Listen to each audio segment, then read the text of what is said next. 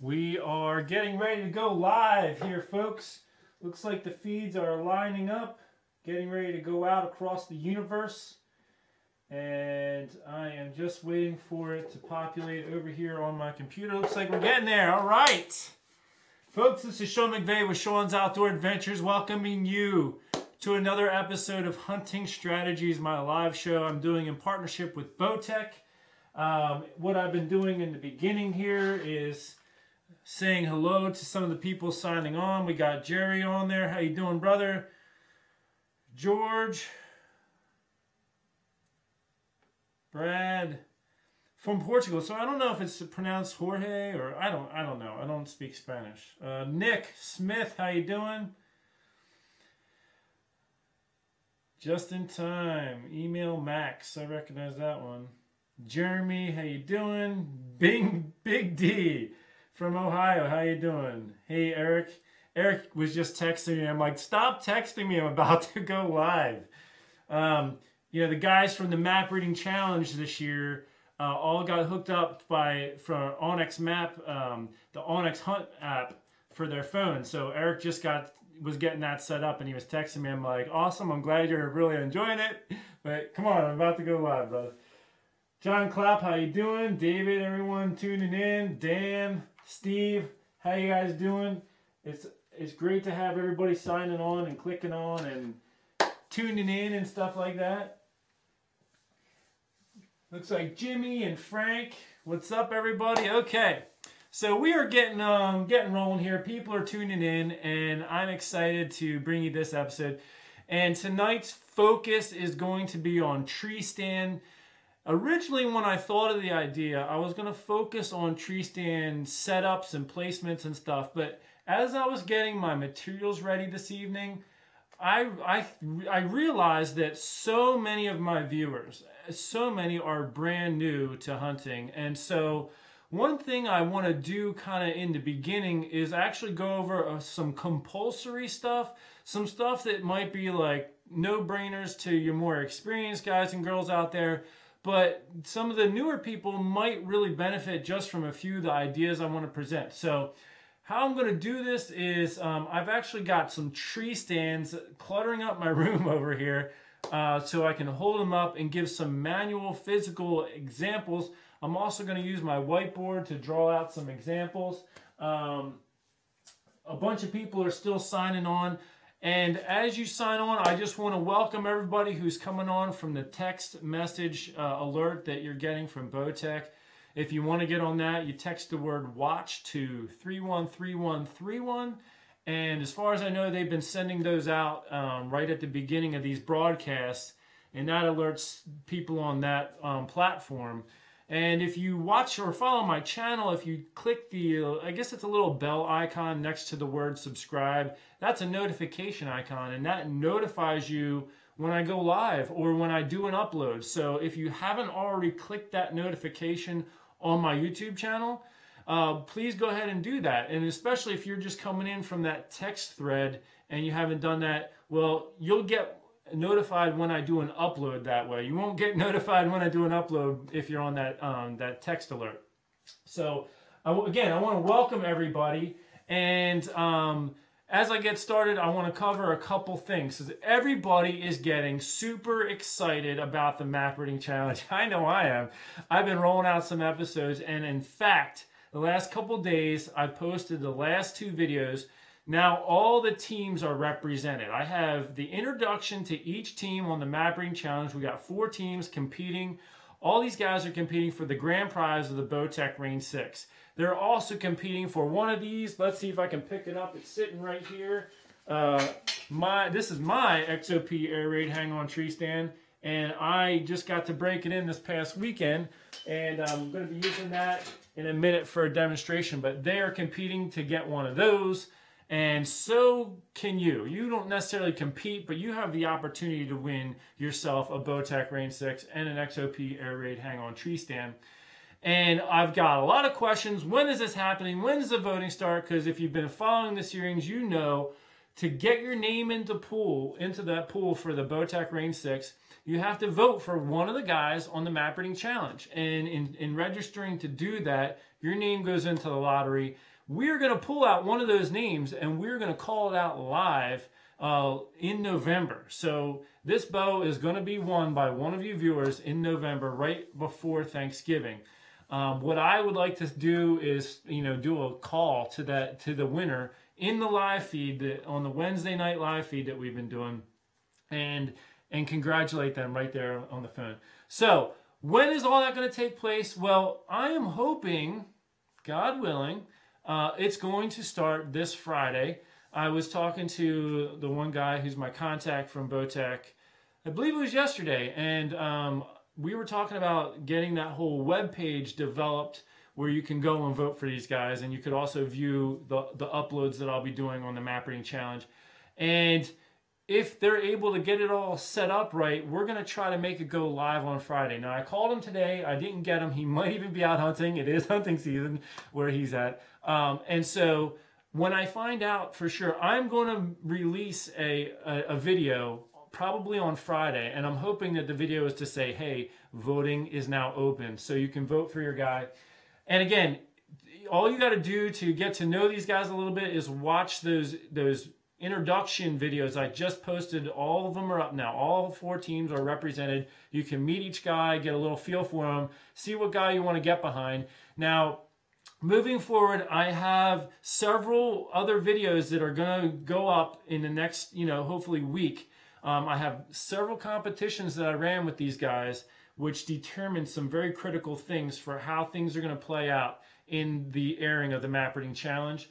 And so I'm going to air. I got to edit them. I'm trying to make the time to do it. It's hard with a stay-at-home dad of 4 kids, but I'm working on that. So hopefully I'll get those up, and then after those are done, begins the individual scout videos, and we're going to air 1 video a day for 12 consecutive days. Every guy is going to be going up one day after another in the order that they placed in one of my competitions. So we're going to roll that out, and I'll give another update on that next week.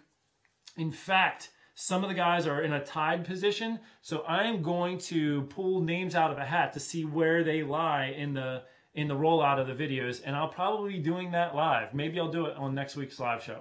So we've got a lot of fun stuff going on, and I just taking a peek over here. Right before I went live tonight, I was doing a little research because actually Andrew Penzi from Team Maryland, and he sent me a video yesterday. I think it was yesterday. He was talking about how to make money off of YouTube aside from the ads that they do, and one of the things that it talked about was the super chat, and so I was just trying to learn about it. If you look on the place where you can make a comment, and right below the line that you type on, there's a little $sign. People can actually make a donation right there if you're interested. You click on that and you can make a donation. You can leave a special message and it'll pop up and everyone will see it.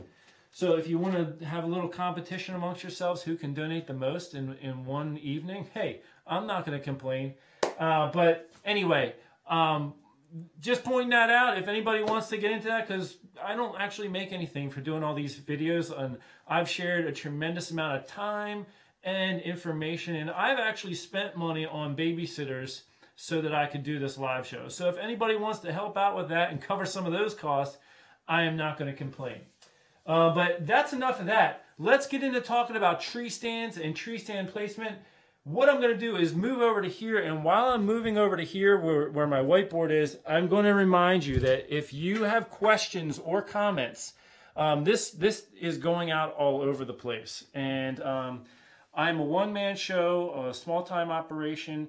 I'm just monitoring my Sean's Outdoor Adventures YouTube channel. So when I get to answering questions, if you have a question, I need you to ask it there, because I'm not looking at all. This is going out all over the place. Facebook pages and everything else. I'm not monitoring those, so I will not get your question. So if you have a question that you'd like to ask or something you'd like to say, hopefully it's polite, then you have to do it on my Sean's Outdoor Adventures YouTube channel. So make sure you head over to that. And when I do take questions, I do it near the end.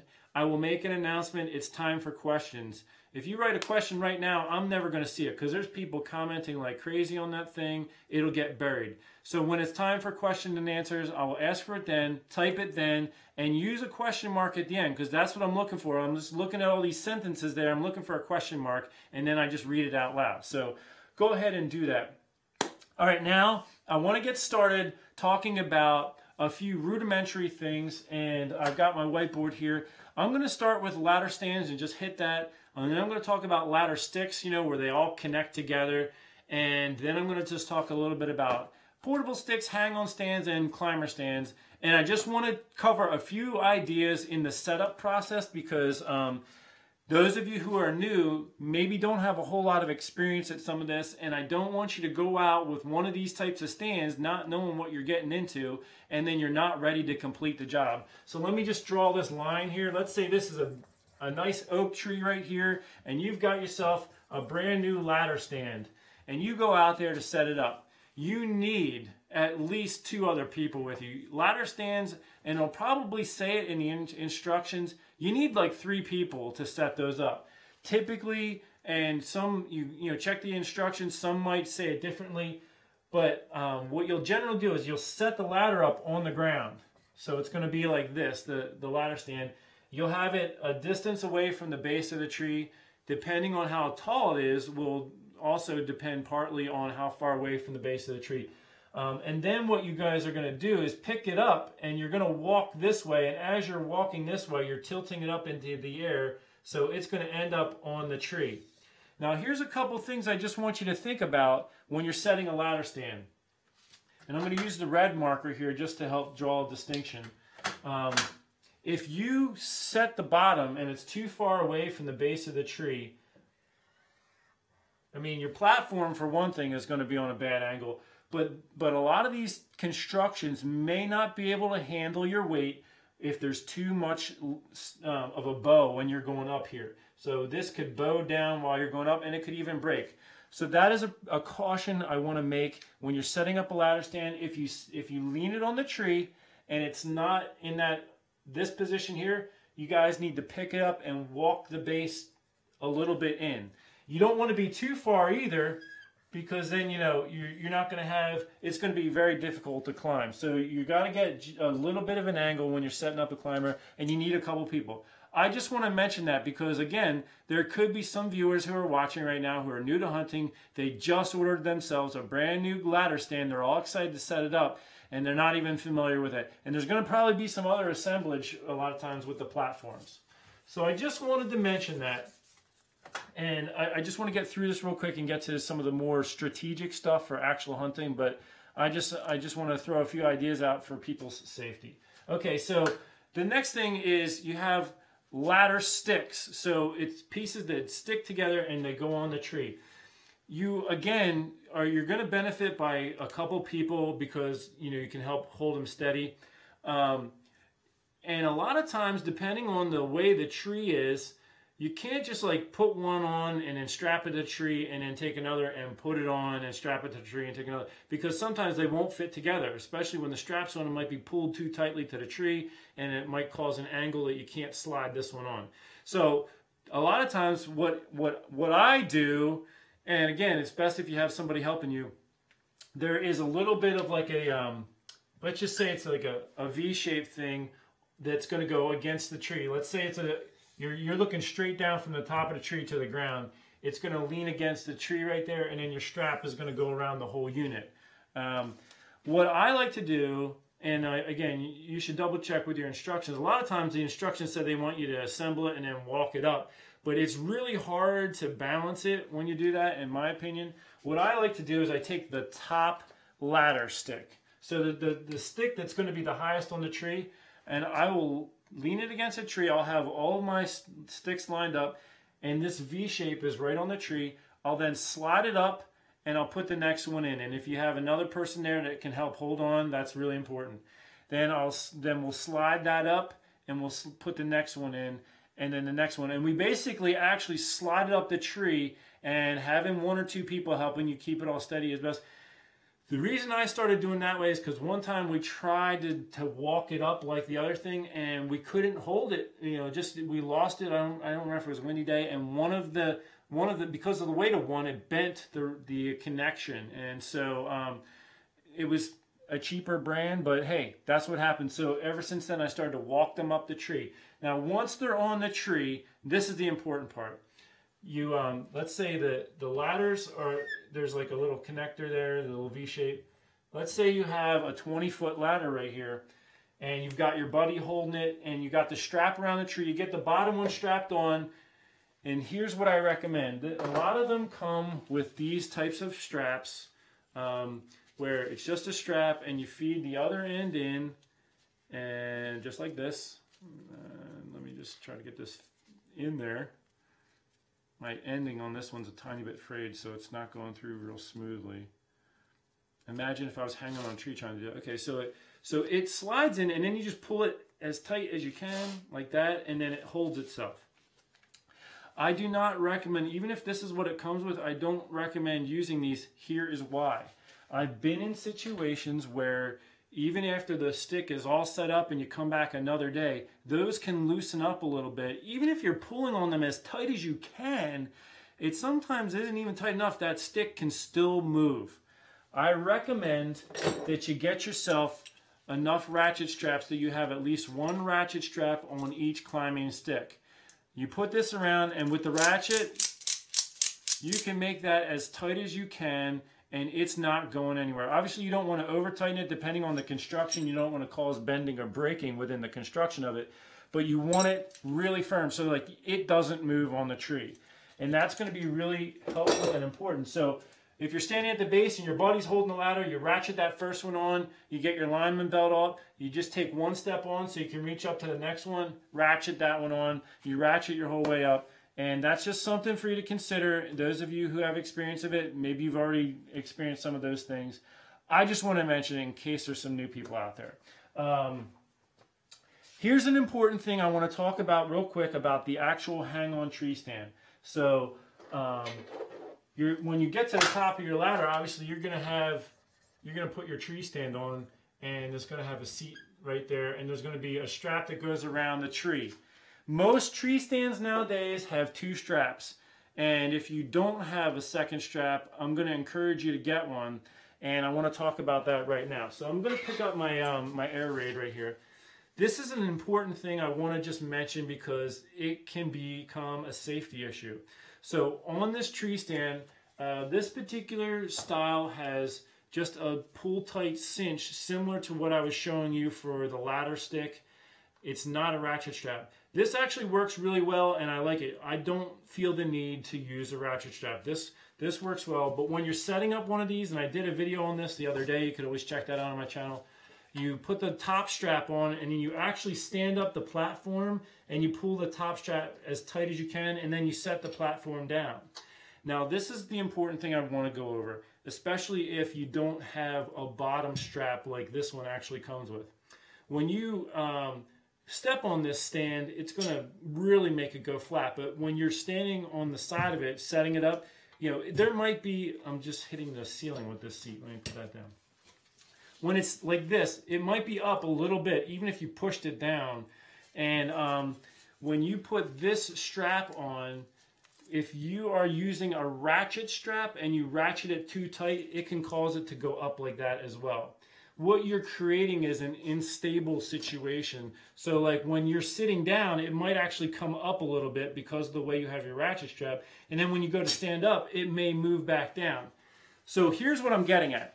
If you have a tree stand that only has 1 strap, I recommend you put a bottom strap on as well so that it doesn't kick off the tree when you step on it. You know, having that bottom strap is really important.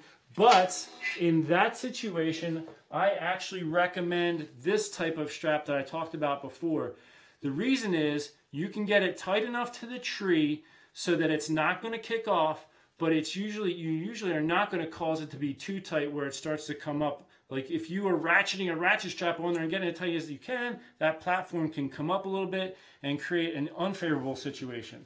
And some of you are thinking, oh yeah, I've done that. I've ratcheted the bottom on and that bottom's come up, and I'm going to correct that. Or if you are using a ratchet, don't over tighten it. So I just want to mention that for you beginners especially. And lastly, I want to talk about my climber. I have my climber here. I actually just took the seat off and threw it in the wash because it's, I mean, this climber is like 12 years old. It's holding up great, but I've never washed the seat before. And I was noticing, you know, it has a little bit of an odor. I also have a video on how I put molly straps on my Lone Wolf here.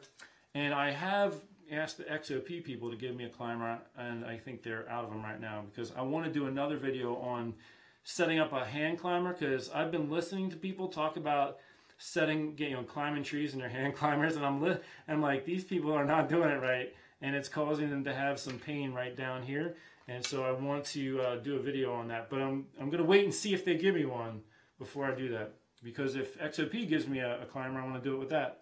Anyway, this is my climber that I've been using for a long time, and I want to just mention that when I put a climber on a tree, and I have videos on this, you know, at the base of the tree, I have it so this is angled up a little bit. But here's something I want to mention for you new people, because you might be wondering if you're using a climber like this and you're climbing up a tree. Obviously, the tree typically tapers out as it goes higher. So I'm going to make an exaggerated drawing here just to make my point. Okay, so it's wider at the base here than up here where you're going to actually be sitting for a hunt. And it might not be as noticeable when you're actually in the tree stand, you know, or when you're climbing a tree that, you know, the base is that much wider than at the top. I'm just drawing that bigger to make sure you can see. So anyway, what you want is your tree stand is going to have an angle down at the base, because when you get up to the top, there's a smaller diameter here. However, sometimes with the hand climber part, I will actually loosen this. I'm tethered to the tree with my safety harness. Don't ever use a climber or any tree stand if you're not tethered to the tree with a harness system. But what I'll do is I'll actually pop this and tighten it up as I'm getting up higher, because sometimes it'll start to get uncomfortably pointed down or something like that. And I just want to mention that to you new hunters. Don't be afraid to make an adjustment on your seat part if it's doing that to you as you're climbing up. The platform, however, I usually set it as about, you know, not always as high as I possibly can on the ground, but I definitely have an up angle so that when I'm up, you know, I usually like to get up around 18 feet so that when I'm up there, it's about level. So those are a couple things I just wanted to mention for some of you new hunters. And now let's get into some other stuff. I want to talk about, you know, how do you face your tree stand on a tree, and why do you pick that direction? That's what I want to go over now. And I also want to talk about strategies for placing your stand in relation to deer movement patterns or even along a field. So let's talk a little bit about that. I'm just knocking over my other tree stand here. The first thing I want to do is talk about the angle of your tree stand, the way that it faces on the tree in relation to, let's talk about deer trails. So in this scenario, let's pretend we're aerial view. We're looking down, straight down from a satellite image at the deer trails and the tree that we're placing our tree stand in. So our tree that our tree stand is going to be in is right here, and the major deer trail that we are interested in is right there. Before I draw this, I want to ask you, the viewer, where would you put your tree stand? Would you face it this way, this way, this way, this way? Which way would you face your tree stand if the primary trail you're hunting is right here? Now, there's a lot of people who might say, I would put my tree stand right like this. And let me tell you why that's a bad idea. The deer movement is from here to here. So if your tree stand is facing your primary trail, you are silhouetted on the tree when the deer is coming. So the tree's here and you're out here, and any little bit of movement is going to really stand out. Like if the tree's right behind me, say this is the tree right here, and the deer trail is out here, if I move in the littlest bit, you know, or if I go to pick up my bow, all this movement is silhouetted. The tree's behind me, the deer's coming this way or that way, and they could spot me. So I hope you see, especially you new hunters, this is not the ideal, you know, point or placement of your tree stand. So what I would suggest actually is setting the tree stand on one side of the tree or other with the trail to the side. And the reason why is now if a deer's coming down the trail this way and the tree's right to my back, any little bit of movement with my head or anything, the tree is right behind me. That movement doesn't stand out dramatically as if I was silhouetted on the side of the tree, like in that scenario. So when you're preparing your hunts and you're picking out your trees and you're picking out where I want to hunt, a lot of people are hunting travel corridors. Deer moving along this trail is hammered. I want to sit this trail. I put a trail camera up on this trail. I'm getting deer movement all day long. This is the trail I want to hunt. Now, do you face it this way or do you face it this way? Well, that's going to partly depend on which way the deer moving, the time of day you're going to hunt it, and if you're right-handed or left-handed. So let's talk about a right-handed hunter for a second here. And let's ignore the direction that the deer are moving for one moment. If you're a right-handed hunter, you are holding your bow with your left hand. So ideally, a right-handed hunter wants to face this way because his left hand, all he has to do, I got the wall here in my way, all he has to do, like if the deer's coming, he just has to raise his bow, pull back.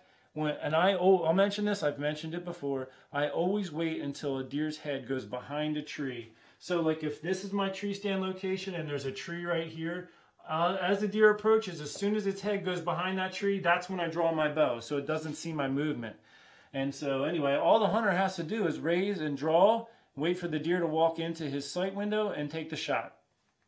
So for a right-handed shooter, and if the main trail is over here, they want that trail typically on their left-hand side.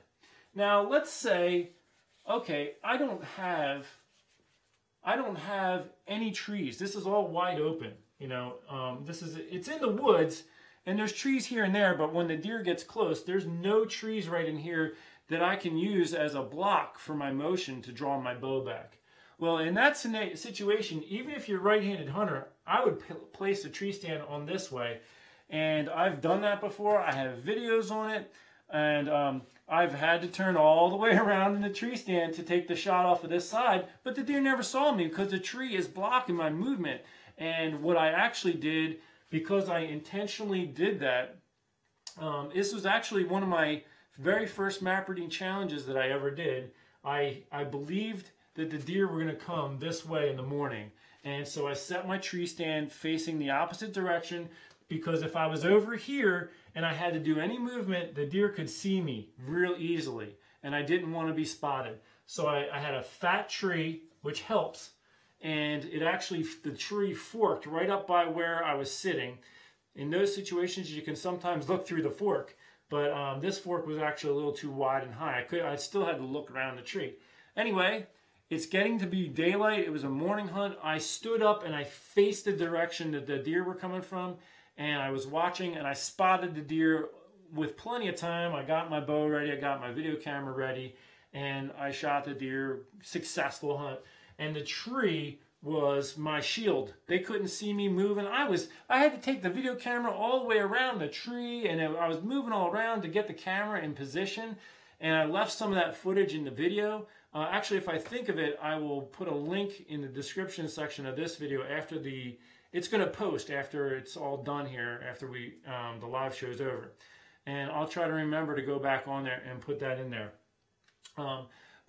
So anyway, the tree was blocking all my movement, and then when the deer stepped out over here, I got a nice 20 yards broadside shot, and the deer ran about 45 yards and died. So when you're thinking about tree stand placement, this is an idea I wanted to present to you guys and girls. But here is a new idea to throw in the mix. Let's keep the same trail. And let's say, self-filmed hunting has become a huge thing. It seems like everybody's filming themselves now. the hunting videos on YouTube are saturated. I mean, it's you guys who are recording videos and putting them up. No, it is really hard to get anywhere with this because it's just so saturated and it's just tough. Point is, a lot of people are filming their hunts. Now, let's take that right-handed hunter. And here is the tree stand. Now for me, when I set up my video camera arm, I always try to place it, if possible, on my right-hand side, over here. So the trail's on that side, remember? The video camera's over here. The reason I do that is I'm holding my bow with my left hand, and I can do all my video work. I have a remote, so I can pan and zoom and all that with this hand, and then when it's time to shoot, I can let go, draw back, and make my shot. If the camera arm's over here, then I have to take the string of my bow and hold the bow this way. Now I'm working the camera over here. Now I let go of that. I got the handle again. Now I got to, it makes it a lot harder if the camera arm's on your left-hand side as a right-hand hunter. So, with that in mind, if your camera arm's over here with your camera, by the time the deer comes over here and offers you a broadside shot, you as the hunter are blocking the view of the camera. That is a very big problem. And sometimes you can't always feed the camera around behind you, and now you're working it with the left hand again anyway, letting go of the bow. It becomes very difficult. So here's an idea to try to incorporate everything for those of you who are hunting in a situation like this and you're trying to film yourself. So what I try to do is I give myself a little bit more of a diagonal angle toward the deer trail. And that way my camera arm that's out here, okay, and I'm on the stand, when the deer is, let me just move this deer up a little bit. So if the deer is right here giving me the broadside shot I need, my camera can sometimes, if I have it all set up right, can still video the deer around me. I can take my shot and I can do all my video work still. My camera's here, I bring it out here. It's a little hard sometimes to see that flip open screen. You almost have to lean back a little bit to make sure, yeah, I got it in the right place. And I take my shot. So by angling the tree stand like on a 45 almost, I can still keep my body up against the tree enough to not be silhouetted and pull all this off. And you just have to, you have to, play with it a little bit and get it just right. So, and here's another thing I want to mention when you're tree stand hunting. Every time I'm tree stand hunting, the second I see a deer, I stand up and I try to get in tight to the tree, just so I'm not silhouetted. And I also pick up my bow, obviously. Like I almost always am seated when I'm hunting. Very rarely do I stand up. I do, like if I'm hunting for 4 hours, I might be standing for about 15 minutes of that. And the reasons I do that is, one, I want to keep my muscles as rested as possible, and I want to minimize movement. And I find that if I'm standing, it's just too easy to move around if you're standing. If you're sitting there, you're not wiggling around on your legs or swaying. A lot of us tend to naturally sway a little bit when we're standing. Like if you pay attention the next time you're standing somewhere, you're actually going to be swaying a little bit. It's very hard to remain perfectly motionless. You actually have to try to do it. If you're not trying to do it, you actually are moving a little bit. And that little bit of movement could be enough. If you're sitting down, you're not like fighting to keep your balance like that. So, you could also lean against a tree. So you're minimizing movement, you're saving, energy. When you get buck fever, and those of you who haven't experienced it yet, it's going to rock you. Your body is going to be shaking. If you adjust the weight on your legs a little bit, your leg's going to start jumping. And so in order to help you, you need to stay as rested as possible. If your muscles are tired, it becomes harder to control. And so, again, I like to stay seated. When a deer's coming, let's say I see the deer out here, I'm going to stand up. I got my bow ready. I got the camera going. And then by the time the deer's about here, or even before that, I'm going to point the camera where I'm going to try to get my shot. And I'm not going to be doing all this movement anymore. And then I'll just, if I have a tree here, which I typically will, otherwise I'm going to set up on this side of the tree and just make it work. And I'll talk about that in a second. But when the deer goes behind the tree, that's when I draw. And now I'm just standing still at full draw, waiting for the deer to reach the spot where I'm going to take the shot. If I'm going to be on this side of the tree, obviously the camera arm is going to be on this side. And again, this is especially for those of you who are getting into the self-filming. I will typically let me just clean this up a little bit for a second. Give ourselves a nice big tree here. This is our tree. And this is our tree stand. Let's say I have to set up on this side because I got no trees over here to, really block the deer's view when I go to full draw. What I will typically do is I will place the video camera totally on the side of the tree. Like I'm here, it's 90 degrees over here, and that way I can video the deer when it's coming, and I can just turn the camera and point it there. And the reason why I have it there and not like closer to me is because this can cause an obstruction to your shot if this is sticking off of the tree too far, depending on the angle you get. So I keep the video camera arm out of the way. There has been a time where I didn't get an 8-pointer because my video camera arm was a little too far over and it blocked I couldn't draw back. My quiver would have hit or even my bow would have hit the camera arm from where I was shooting. So in this situation, when the deer's like out here, I'm coming to full draw, I might even angle my body so my bow's pointed this way, come to full draw, and as it's walking by, I will slowly follow it until it gets broadside. And that slow movement that I'm doing with the deer is usually, it's slow enough that they don't pick up on me. And so these are some ideas. Again, I threw in the filming stuff because there's a lot of people who are getting into that. And those of you who have tried it know it is very difficult. Self-filming is not an easy thing, especially if you're trying to capture it on a video camera, on a standalone arm. Those of you who are thinking about getting into it, especially if you're new at hunting, just be prepared to have things be made a lot more difficult if you're going to try to film, because it's not easy, folks. All right. I have something else I want to talk about now. I'll just draw a couple deer trails in red for a second here. Let's say these are 2 deer trails, and this is something I always look for when I'm hunting. So there are good deer trails, and then there's a lot of people who will just set up on a good deer trail, and that's not usually enough for me. I want to maximize my chances, and so I will usually, when I'm scouting, follow that good deer trail until it hits another good deer trail. There might be some faint deer trails here and there, but I want a highway intersecting with a highway. Think about car traffic. When you have 2 highways coming together, you got a ton of cars all the time. They got traffic lights there. If it's a major road, not a highway, they got traffic lights there. Then you think of like an old country road with an intersection, and there could be a couple cars throughout the day here. Now think about deer movement volume. Especially if you're new to hunting, you want to maximize your chances. You want to be where most of the deer are going to be and try to get a shot at one of them. And so being in an intersection, like deer that are over here for whatever reason, and they want to get over here, well, they're going to be coming along this trail. And deer that are hanging out over here that eventually want to get over here, well, they're going to come along that trail. And this right here is the meeting point. So depending, let's say the wind's blowing the wrong way for you that day, the wind's coming this way, all the deer that would be coming from this way are winding you, but you still got a chance because you're hunting this intersection where they're meeting up right here. So I like to look for that. But again, where do you pick your tree stand location in relation to one of these? So you could pick a tree here, you could pick a tree here, you could pick a tree here, you could pick a tree here, here. I mean, there's trees all over you could pick. What is your preferred tree, and how do you set up on it? Well, for me personally, I like this tree and this tree the most, and I'm going to set up like I talked about, like this or like this.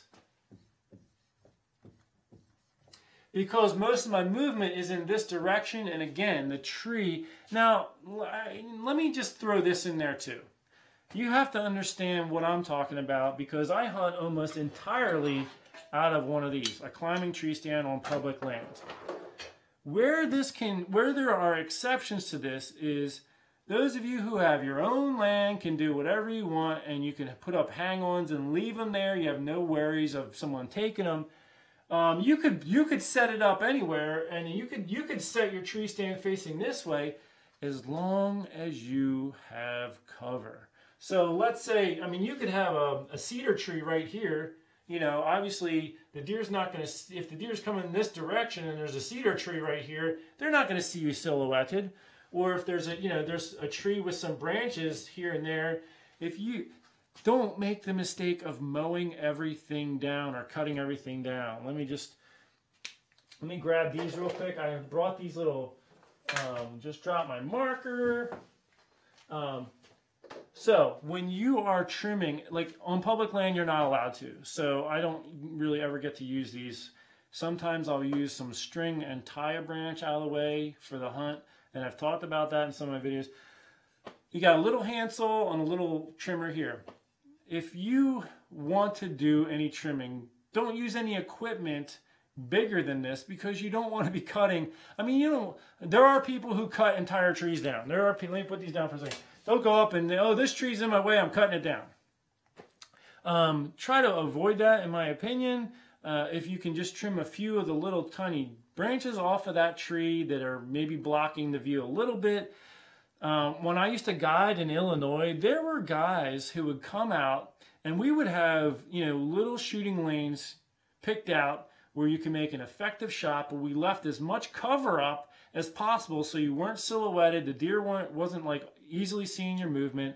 And these guys would come in there with these saws and stuff and just mow everything down. So it was like just wide open space. Guys, girls, you don't want that. You want cover. So if you're doing a hang on, if you can have cover even in the tree that you're in, like I was looking at a tree recently for a hang on.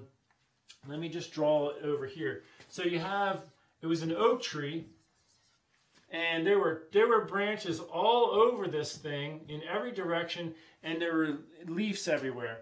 And I thought, man, it was public land, so I couldn't trim anything. But if I could, and so I didn't end up using the tree. But if I was the landowner and I could hang a tree stand in this tree, I would cut one branch, that one right there, so that I could put my hang on.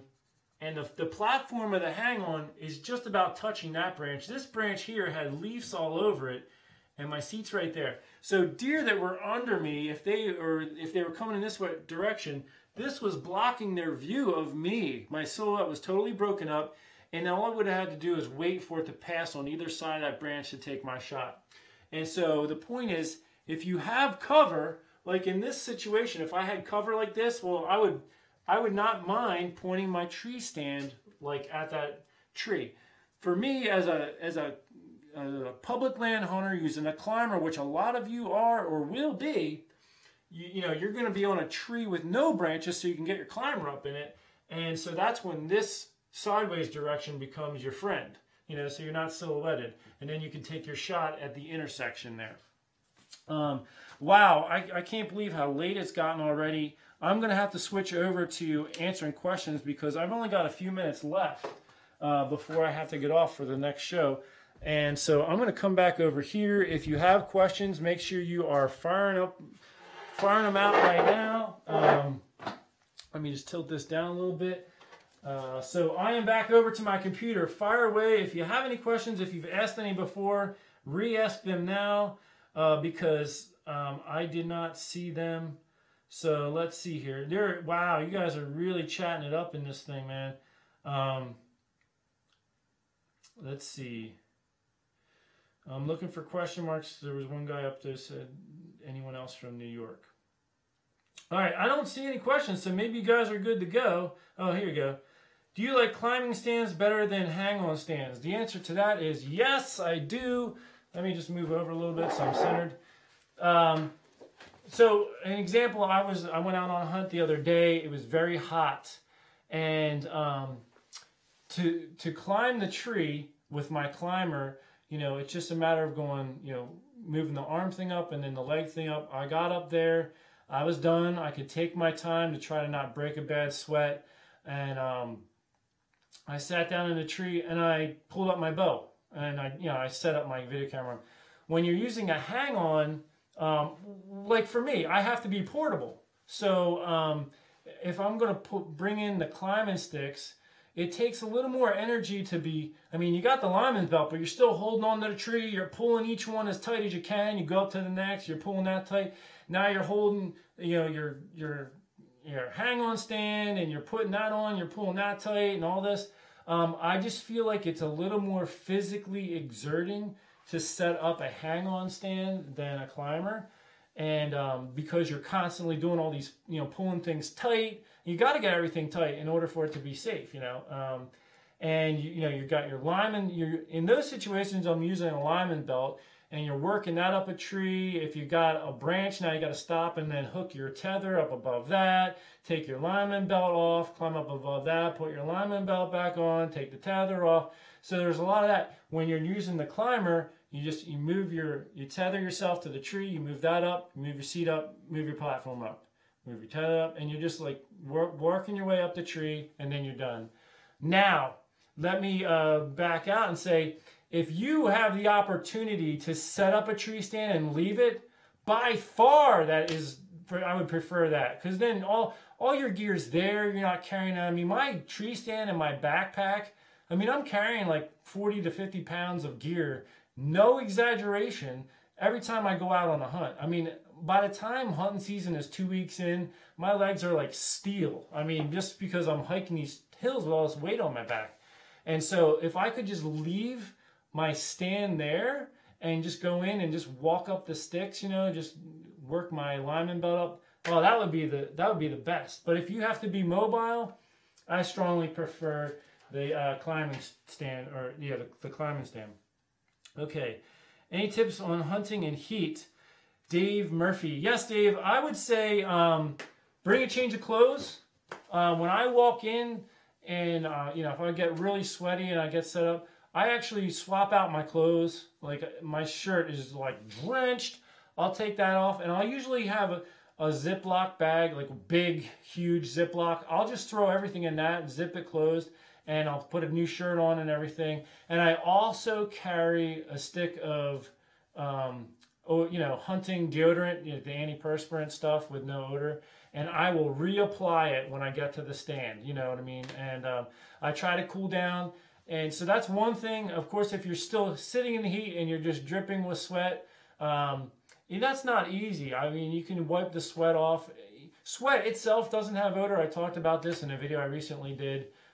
It's the bacteria in your hair, and mainly like in areas that aren't going to get dried out easily. Like your head can dry out and then you're fine. But your armpits can be sweaty all day long and not dry out, and that's where your bacteria and your odors come from. So, I mean, trying to keep those reapplying the deodorant. You could even do that a couple times during the hunt if it's a long hunt. But those are some types of things you can do, swapping out the sweaty clothes for dry clothes. And if it's still just going to be, like, say, 90 degrees, just try to be still. Also, if you can position your tree stand so you're not in the sunlight, like if you're facing the opposite direction of the sun, that can be really helpful, because just sitting in the sun can really heat you up. But if you're in the shade, even if there's no breeze, that little bit of shade can help. So if you can incorporate that, the time of day you're going to be hunting and which way the sun's going to be, that could be very helpful. Here's something I wanted to mention when I was over there and I'm not thinking of. Also be conscious of where your shadow is hitting. So if the deer are moving out here and the sun's behind you, well, you might think, oh, that's great. If they look this way, they're going to be blinded by the sun. But let's say they're not looking in your direction. You get up to grab your bow and stuff. They might see your shadow on the ground and get spooked. So be mindful when you're hunting. Look for where your shadow is in relation to where the deer are going to be moving, and be thinking of that when they're coming in. Like, okay, which way are they coming from and where's my shadow, so that I don't spook these deer just by moving. Okay, one more question and then I'm going to have to probably wrap up. Do you use flashlight to come into woods in the dark? Brad. Yes, Brad. I used to not, but now I've had a lot of encounters with black bears, and for where I hunt, it's a safety issue. You really need to have the light on, because if I used to walk up on deer sometimes, without the light, and then they would take off when I get close to them, or not. But from a safety perspective, you don't want to walk up on a bear and spook a bear, especially if it's a mother with cubs. And so I walk in with my light on, and I find that, now that I do that, I was always afraid of spooking deer, but I find that it doesn't really spook them as much, especially early in the season. But deer often don't associate danger with something with headlights. I mean, obviously they run from cars because, you know, a lot, or they get hit by a car, but then they calm right back down. When a car goes by, you know, they might get nervous if they're near the road, or they might not, but they calm back down. So actually, sometimes a flashlight is not a big game changer or spooker. I mean, yeah, the game might be spooked because you're making a ton of noise, but I use it. I use it, and it's a safety thing for me now. Okay, guys, girls, everybody out there, I guess I'll take one last question, and then I got to stop. How do I find bucks in daylight? Well, that all depends. If you're hunting pressured land, it's very possible that the bucks will not be moving in daylight, and that's period, until the rut. And so if you want to find bucks in daylight, even if you're not hunting pressured land, it's possible that the deer might have a habit of only being nocturnal, or the bucks moving nocturnally in your area. You may need to wait for the rut and hope that they get up on their feet chasing does. And it's as simple as that. There's no guarantee that bucks will be on their feet in daylight. You know, you could run trail cameras everywhere, and everything you get is all nocturnal, and it could just be their pattern, and they might just be smart. Or whatever. The other thing you could try doing, there's a lot of hunters that believe that the deer will get up and start milling around and moving within an hour of dark, even bucks, and they'll just stay close to their bedding area. So what you need to do in those scenarios is, one, you need to identify a buck's core bedding area. And two, in order to hunt that deer, you need to give yourself a few hours to stalk to a position where you can get a shot not far from his bedding area. This means, I mean, you might have to take an hour to move 40 yards and make no noise and have the wind in your favor. Bottom line is, it is not easy, and it's going to take work. So anyway, that's going to do it for me tonight. I got to close up shop here because we're getting right near the hour, and I want to thank everybody for tuning in. Every week I think like maybe I'll end in like a half hour, but it ends up going longer. So I guess I have more to say than I realize sometimes. So next week, I have not even picked a topic for next week yet, although somebody recently asked me to do a video on how I balance hunting and family life, you know, having all the kids. So maybe that'll be a part of the theme next week. There's a lot of you out there who have families, and that's a challenge this time of year. So that's an important topic that maybe I can touch on. If you have any other big topics, email me in the next day or so. And if it fits into this whole strategy thing, I will try to incorporate that. And I will post it on my channel what the topic will be once I get it figured out. Anyway, that's it. That's going to do it for me, everyone. Thank you so much for tuning in. Take care, and God bless you. And have a great week. If you get out hunting, good luck. Or God bless, or whatever. All that awesome stuff. Bye-bye.